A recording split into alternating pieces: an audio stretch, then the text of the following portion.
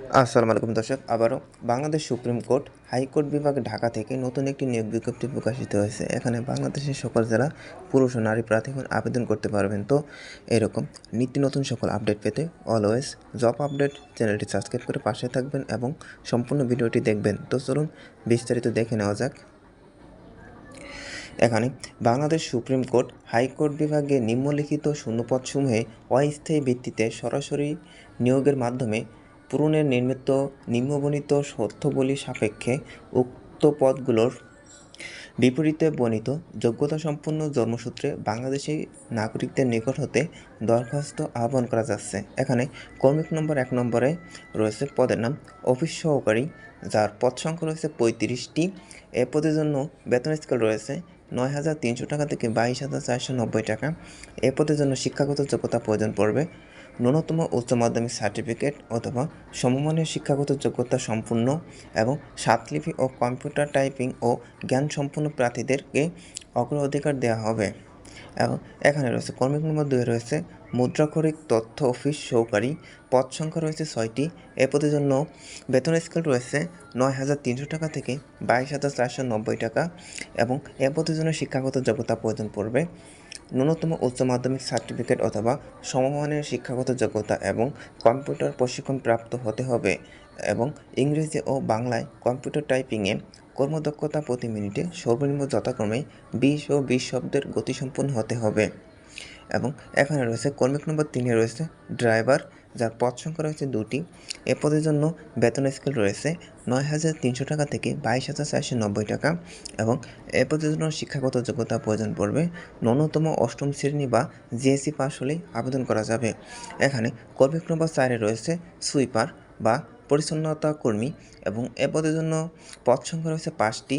এ পদের জন্য বেতন স্কেল রয়েছে 8,250 টাকা থেকে 20,010 টাকা এবং এ পদের জন্য শিক্ষাগত যোগ্যতা প্রয়োজন পড়বে ন্যূনতম 8ম শ্রেণী বা সমমানের শিক্ষাগত যোগ্যতা সম্পন্ন ব্যক্তি আবেদন করতে পারবেন।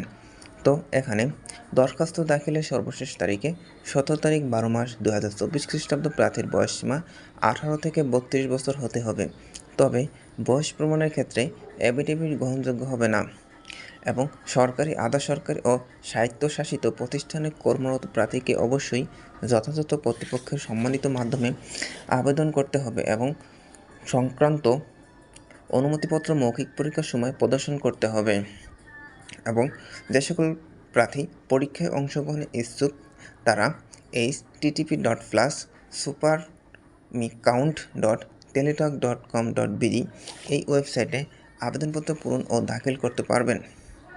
অনলাইনে আবেদনপত্র ফি জমাদানের শুরুর তারিখ 2 ডিসেম্বর 2024 খ্রিস্টাব্দ সকাল 10 ঘটিকা থেকে আবেদনপত্র জমাদানের শেষ তারিখ ও সময় 17 ডিসেম্বর 2024 খ্রিস্টাব্দ বিকাল 5 ঘটিকা পর্যন্ত অনলাইনে আবেদন করা যাবে এবং উক্ত সময়সীমার মধ্যে ইউজার আইডি ও প্রার্থীগণ অনলাইনে আবেদনপত্র সাবমিট করার থেকে 72 ঘন্টার মধ্যে টেলিটকের মাধ্যমে পরীক্ষার ফি বাবদ টাকা জমা দিতে হবে।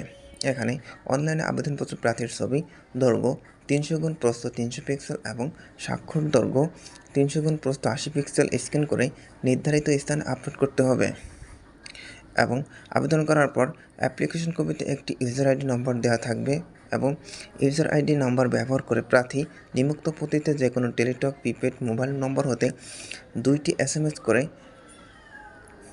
মাধ্যমে অফিস সহকারী, মুদ্রাক্ষরিক তথ্য অফিস সহকারী এবং ড্রাইভার পদের জন্য পরীক্ষার ফি বাবদ 200 টাকা, অনলাইনে ফি বাবদ 23 টাকা সহ সর্বমোট 223 টাকা এবং সুইপার পরিচ্ছন্নতা কর্মী পদের জন্য পরীক্ষার ফি বাবদ 100 টাকা এবং অনলাইন ফি বাবদ 12 টাকা সহ সর্বমোট 112 টাকা অনবিক 72 ঘন্টার মধ্যে জমা দিতে হবে।